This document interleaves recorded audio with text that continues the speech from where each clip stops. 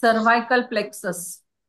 Cervical plexus जो कि cervical area से निकल रही है, ये C1 C2 C3 C4, ventral ramie of C1 C2 C3 C4, इनमें से C2 C3 C4 डिवाइड होकर अपर एंड लोअर ब्रांचेस देती है, which unite to form 3 loops. इन लूप्स से निकले नर्व फाइबर्स दो ग्रुप में पहचाने जाते हैं। अब ये जो सी यहाँ से दो ग्रुप्स में डिवाइड हो रही है, सुपरफिशियल और डीप, ये दो ग्रुप बन गए इसके। किसके? सर्वाइकल प्लेक्सस के। सर्वाइकल प्लेक्सस के दो ग्रुप्स बन गए। एक superficial laser occipital C2, superficial में ही ग्रेट ऑरिकुलर C2 C3, उसी में एंटेरियर क्यूटेनियस C2 C3, सुप्रा क्लैविक्युलर C3 C4। अब ये डीप में जाएंगी तो ये medial communicating with hypoglossal C1 C2, vagus C1 C2, और sympathetic C1 C2 C3 C4। ये मेडियल ही मस्कुलर ब्रांच है इसका, सर्वाइकल प्लेक्सस का ही ये मेडियल, डीप में मेडियल में मस्कुलर ब्रांच है ये। Rectus capitis lateralis C1, rectus anterior C1 C2, longus colli C2 C3 C4। ये मस्कुलर ब्रांचेस है। हाँ, inferior root ansa cervicalis C2 C3, phrenic nerves C3 C4 C5। अब ये ये जो है, ये हमें क्यों देखना है? तो ये अ, कहाँ पे प्रॉब्लम है, वो प्रॉब्लम हमें ढूंढना है। वो प्रॉब्लम ढूंढ के, अभी ये सब इसीलिए ये हमें पढ़ने के लिए है कि ये डीप में कहाँ जा रही है, ये कहाँ जा रही है, नर्व कहाँ जा रही है, ये हमें पता होना चाहिए। इसीलिए ये हमें पढ़ना है।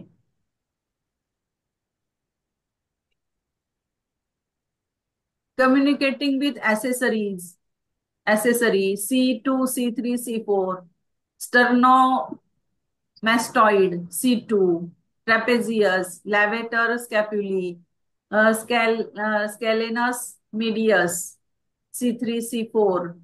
ये मस्कुलर ब्रांच है, ये कम्युनिकेटिंग ब्रांच है, ये लैटरल ब्रांच है, डीप जा रही है अंदर।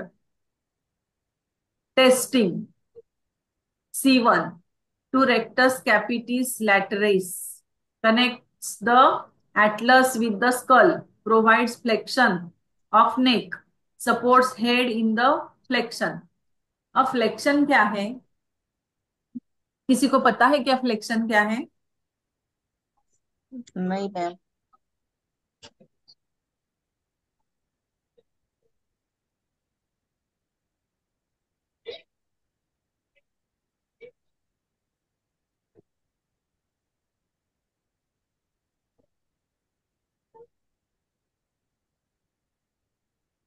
फ्लेक्शन,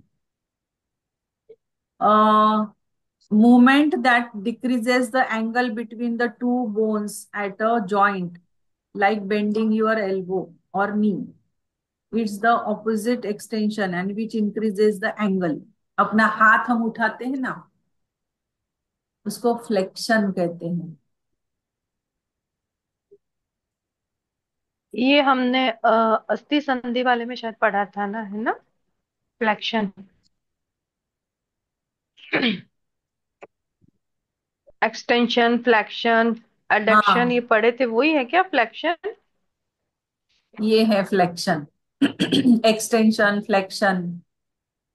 हाँ। तो फ्लेक्शन का मीनिंग शायद ये लिखा था कि जो हाथ को फोल्ड करके, मतलब मोड़ना जो होता है, उसको बोलते हैं ना। शेयर हो रहा है क्या?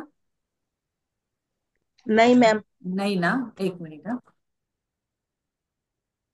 हाँ, ये बॉडी अब हो मूवमेंट्स रहा है। है। ये बॉडी मूवमेंट्स है। ये इस तरह से, ये एक्सटेंशन है, इसको कहेंगे एक्सटेंशन।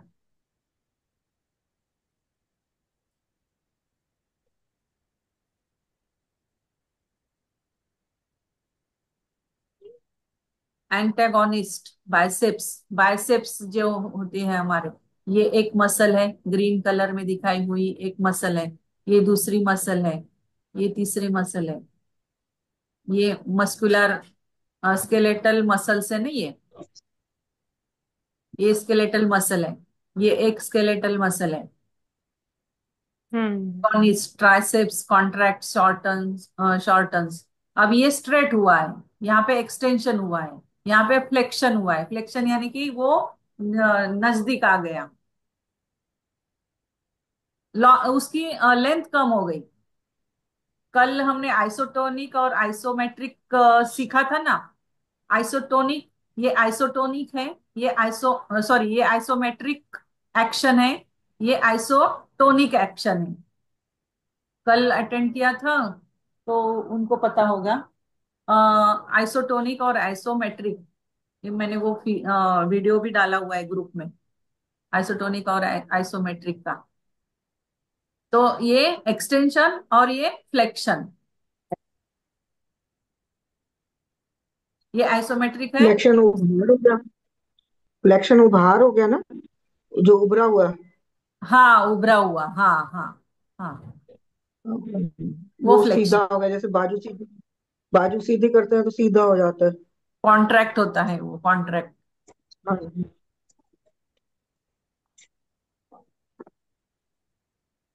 ये एंटागोनिस्ट क्या लिखा हुआ है?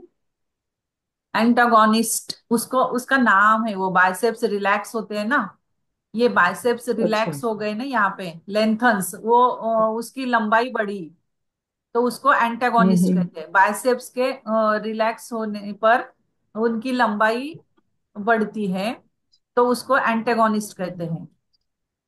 एगोनिस्ट, ट्राइसेप्स कॉन्ट्रैक्ट, शॉर्टन्स, यहाँ पे शॉर्ट हुए हैं, यहाँ पे बड़े हैं। हाँ, हम जैसे हम्म। नीचे करते हैं तो नीचे का कॉन्ट्रैक्ट होता है, ऊपर का लेंथ बढ़ता है। जहां पे अच्छा। हम फोर्स देंगे उस तरह से वो मसल्स काम करेंगे ना। नीचे अगर आपने उसको थोड़ा सा प्रेशर दिया, तो वो नीचे का शॉर्टन हो जाएगी मसल, और ऊपर की लेंथ बढ़ जाएगी।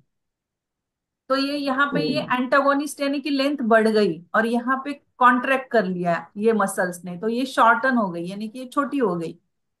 यहाँ हम्म। पर भी ये कॉन्ट्रैक्ट हो गई है, ये रिलैक्स हो गई है। अब यहाँ पे कॉन्ट्रैक्ट हो गई है, यहाँ पे रिलैक्स हो गई है। तो ये एंटेगोनिस्ट और एगोनिस्ट। लंबाई बढ़ती है तो एंटेगोनिस्ट, और वो कॉन्ट्रैक्ट होती है, शॉर्टन होती है तो एगोनिस्ट। उसके भी नाम है अभी।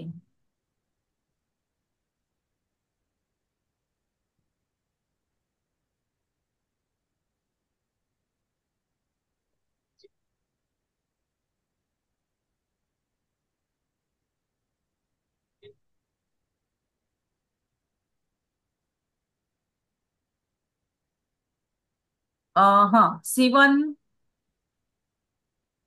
rectus captis connects the atlas with the skull, provides flexion to the neck। अब ये फ्लेक्शन, जब हम अपनी गर्दन को हिलाते हैं, C1, ये C1 है। C1 कहाँ पे है हमारे नेक से, जहाँ पे हेड हमारा, स्कल हेड के स्कल साथ जुड़ और गया नेक, स्कल और नेक है, को हेड के साथ जोड़ने जुड़ वाला जो गया है। होता है पहला वाला वर्टिब्रा, वो होता है C1। तो connects the atlas with the skull, provides flexion to neck and supports head in the flexion। ये हेड को सपोर्ट कर रहा है, C1। C2 nine centimetre sternocleidomastoid provides supports lateral rotation of head on vertebra। अब यहाँ पे C2 से हम क्या कर सकते हैं, रोटेट कर सकते हैं अपने हेड को, इधर उधर हम देख सकते हैं। ये सपोर्ट आगे भी पीछे देता हिला है। सकते हैं।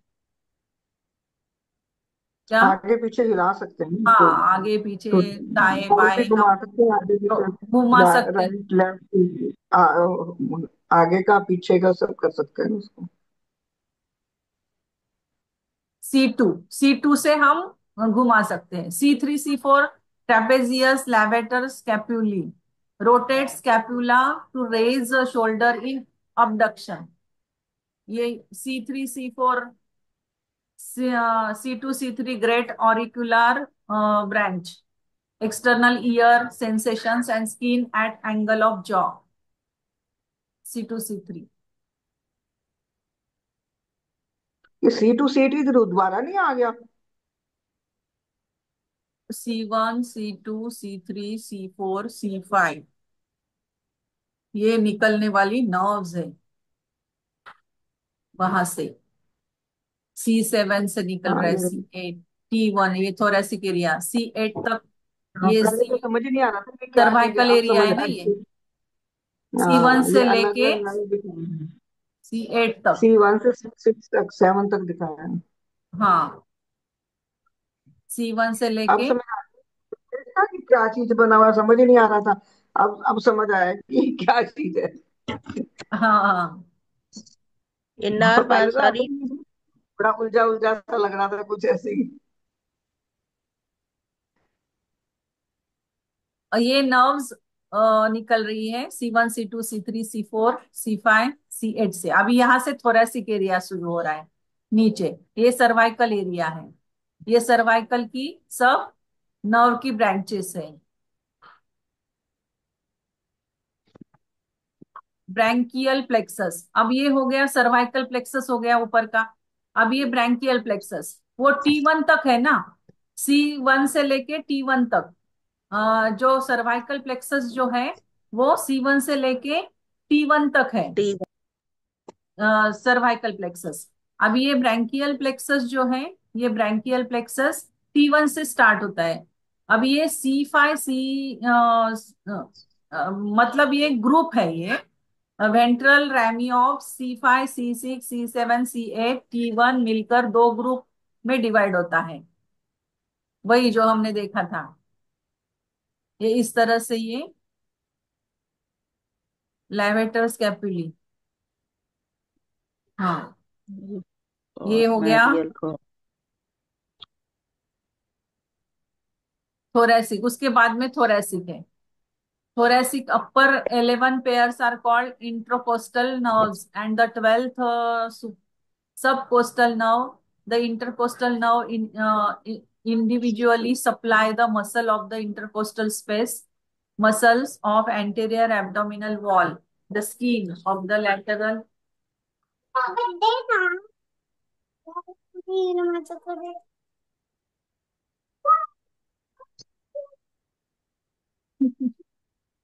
उसकी फ्रेंड आ गई ना। हाँ, thoracic nerve। The upper 11 pairs are called intercostal nerves। इसके जो थोरेसिक के जो 11 पेयर्स हैं उसको इंटरकोस्टल नर्व कहते हैं। उसे क्या कहेंगे हम? Intercostal nerves. और 12th हाँ। जो है उसे सब कोस्टल नर्व कहते हैं। 12 है ना उसमें, तो 12 में से 11 को हम इंटरकोस्टल नर्व कहेंगे और 12th को हम सब कोस्टल नर्व कहेंगे। Intercostal nerve individually supply the muscles of the intercostal space, muscles of anterior abdominal wall, skin of the lateral and anterior thoracic abdominal walls. They also distribute after fibers to the parietal pleura and peritoneum। अब ये भी English में दिया हुआ है क्या, हिंदी के book में? हाँ जी मैम। हाँ। हम्म। तो ये थोरेसिक जो है, थोरेसिक ये सब मसल्स में जा रही है। ये इंटरकोस्टल जो है ये पहले जो ग्रुप है ना इंटरकोस्टल नर्व्स का, ये इंटरकोस्टल स्पेस मसल्स में जा रही है, एब्डोमिनल वॉल्स में जा रही है, skin of lateral and anterior thoracic abdominal wall. एक मिनट।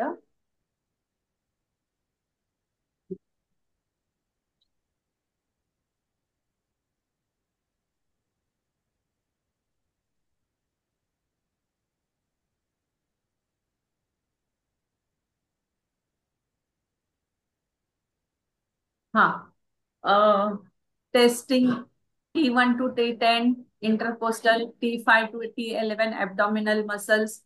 अभी यहाँ पे इसके ये बनाया, ग्रुप्स बनाए हुए हैं। In T2 to T8 together are tested and expansion to chest during inspiration. T8 to T12 which are also supplying the abdominal muscles। अब हमें ये याद करना है कि एब्डोमिनल मसल्स को T8 से T12 तक जा रहा है, T2 से लेके T8 तक चेस्ट के रीजन को जा रहा है, क्योंकि हमें वो रीजन देख के प्रोटोकॉल बनाना है। वहां पे हमें अप्लाई करने हैं, मेथी दाने अप्लाई करो या मैग्नेट अप्लाई करो। तो वो रीजन देख के हमें वो ये यहाँ पे दिया हुआ है ना।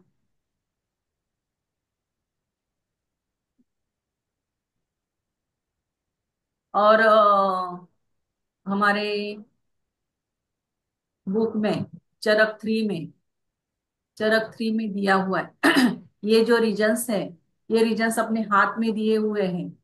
याद है क्या आपको?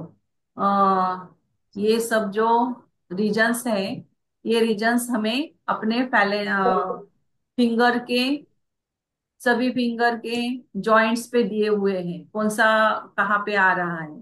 तो ये एरिया देख के हमें उस फिंगर पे, उस जॉइंट पे जाना है, वहां पे प्रोटोकॉल लगाना है। तो ये इसका हमें इस्तेमाल करना है।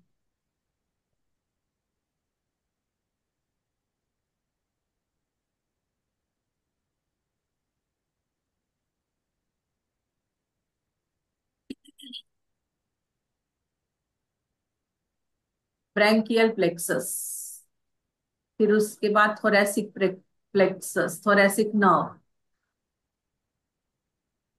लंबर प्लेक्सस, उसके बाद में है लंबर प्लेक्सस। ये T12 से लेके L1 L2 L3 L4 lumbar plexus जो बनती है नर्व बंडल, वो T12 से लेके L1 L2 L3 L4 lumbar plexus. Skin of groin, अब ये L1 and T12 quadratus lumborum, L1 L2 L3 L4 transverse abdominis, L1 L2 L3, ये regions है। अभी है L1 इलियो इंग्यूनल, स्किन ऑफ ग्रॉइन, स्कॉर्टम। तो ये एरियाज में femoral, L2 L3 L4, जेनाइटोफिमोरल, L1 L2, ये जेनाइटल्स का प्रॉब्लम अगर हो तो L1 L2, lateral cutaneous of thigh, thigh region में प्रॉब्लम है कुछ, तो L2 L3, hip joint L2 L3 L4, anterior superficial to hip joint to obturator externus, abductor longus।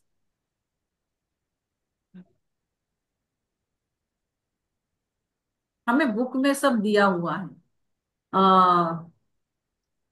कहाँ पे कौन सा एरिया जा रहा है। और ये है L1 L2 L3 L4 L5 S1 S2 S3 S4 S5 and C1 कॉकिजियल plexus. ये सब मिलके बनती है लंबर एंड सैक्रल प्लेक्सस। ये प्लेक्सस बन रही है इन सबको मिलके, L1 L2 L3 L4 L5 S1 S2 S3 S4 S5 and C1 कॉकिजियल plexus, नीचे वाला, सबसे नीचे वाला कॉकिजियल प्लेक्सस। ये सबको मिलकर बन रही है ये नीचे वाली लंबर एंड सैक्रल प्लेक्सस।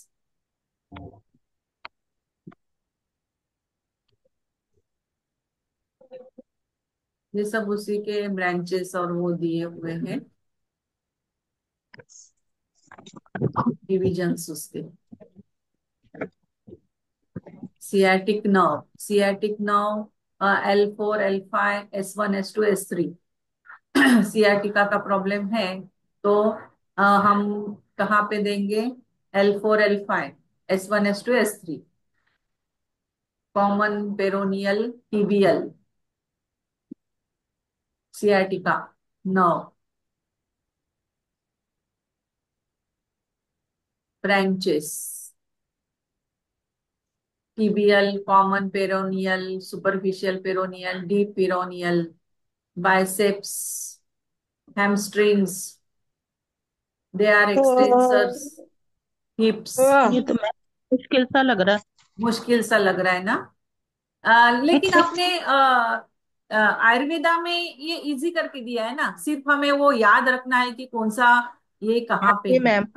हाँ, वो S1 S2 S3 कॉकिजियल प्लेक्सस ये सब हमें चरक 3 में है। चरक 3 में वो हाँ जी सिर्फ मैम, वो याद। तो हमने वो जो फिंगर्स पे वो जो दिया हुआ है हाँ हाँ हाँ हाँ हाँ, वो इजी याद करके रखेंगे दिया तो हुआ इसी के है। अकॉर्डिंगली ये ट्रीटमेंट है, उसी के अकॉर्डिंगली है ये। हम्म। सिर्फ इसीलिए लेकिन हमें ये समझने को ये थोड़ा सा एल्बो जॉइंट है तो flexor C5 C6 extensor 7 8 elbow joint है तो C5 C6 वो फिगर में दिया हुआ है देखो। अ, वही ना, अभी जो ऊपर है। चलो ये कल देखते हैं अब हम अबडक्शन अडक्शन। हाँ, क्योंकि इसको और अच्छी तरह से देखना होगा। हम्म। ये चैप्टर ओवरऑल ये थोड़ी मेन, ये टफ ही सब पड़ मेन है। रही है। ये मेन है ये सब। मैम, ये चैप्टर सबसे टफ है और सबसे टफ बड़ा है है। टफ है हाँ, ये पोर्शन इंपॉर्टेंट है। कौन सा भाग कहाँ पे है?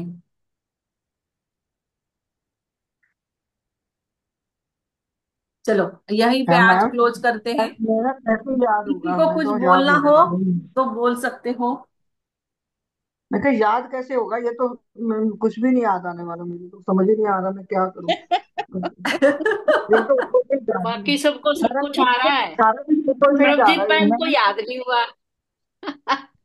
नहीं याद होना है छोड़ो, ये नाम ही प्रभजीत इस्तेमाल में मैम। रहता है। ये मैम, ये तो सर से ऊपर जा रहा है। सर बिल्कुल से सर से मैम ऊपर जा ऊपर रहे से। हैं। सारी नर्व इधर उधर छुपी हुई हैं, इसीलिए सारा मुश्किल हो गया। हाँ, हाँ, सारी इतना नर्व पता नहीं इतना कहाँ तो कहाँ बहुत चली गई है। हैं। अब मैम आपकी नस सोचिए, आपकी बॉडी कितनी सेट हो गई अनमोल ना। है, कैसे बनी हुई आप है, हमारी देखो। हीलिंग कर दो। है सत्यवती मैडम, अब हमारी यस भी मैम। हीलिंग कर दो, हमारी भी नर्व सेट हो जाए थोड़ी सी। मैं तो अब जब से यहाँ आई हूँ मैम, सारा हिसाब वो किताब ही मेरा सारा गड़बड़ा गया। कहाँ गए हो आप? इस जब पे से इसमें आई ना मैम, जब से ये ज्वाइन किया एक्यूप्रेशर, मैंने, एक्यूप्रेशर में। Acupressure acupressure. ज्वाइन किया, तब हाँ, से तो हाँ। वो हिल दो गई। तब से पाँव मैम, दो नाव में पैर रख दिया ना। मैम माइंड में प्रेशर तो हो ये गया।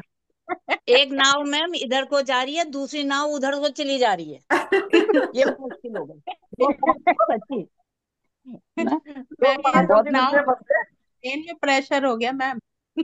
हाँ यही तो, नहीं वो तो, वो अब वो इतने 20 साल से 20 22 साल हो गए, तो वो तो तो मेरे को सब, हमारी मतलब मेरे को कोई परेशानी नहीं है, भले ही उसमें भी यही है, बहुत कठिन है शब्द, पर जब अभ्यास आ गया ना, उसमें अभ्यास हो गया, ये तो सारे शब्द मुझे तो बहुत ही कठिन लग रहे हैं, बहुत ज्यादा।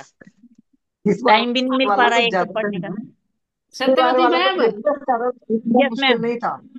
सत्यवती मैम, आपने दो नाव में पैर रखा है। वही तो आप, मैं बोल तो रही हूँ, एक नाव तो इधर भाग जा रही, दूसरी उधर भाग जा रही। मैं तो दोनों बैलेंस करके चलाओ ना, उनको दोनों इकट्ठी करके पकड़ना ही मुश्किल हो रहा है। लीना मैम जो है वो हमको ला रही हैं इकट्ठा कर करके, वो जब तक लाइन पे लग रहे हैं, फिर तब तक वो नाव फिर दूसरी जगह चली जा रही है, अब कहाँ से लाऊं इसको ढूंढ के। हाँ। मुश्किल हो गया। अपनी भी हीलिंग करो, अपने सारे ग्रुप की हीलिंग करो। सही सही बात है। बात है। सही बात मैम है। सारे ग्रुप की करनी पड़ेगी आपको, तब थोड़ा इकट्ठे होंगे। ग्रुप हाँ फीलिंग। वही तो। इस बार क्योंकि थर्ड सेमेस्टर में बहुत सारे कम लोगों ने एडमिशन लिया है, तो बहुत सारे कम। मैंने उस दिन मेरी प्रशांत से भी बात हुई थी, वो कहते मैडम इस बार ना बहुत कम लोगों ने एडमिशन लिया है, तो इस चक्कर में बंदे कम हो गए हैं।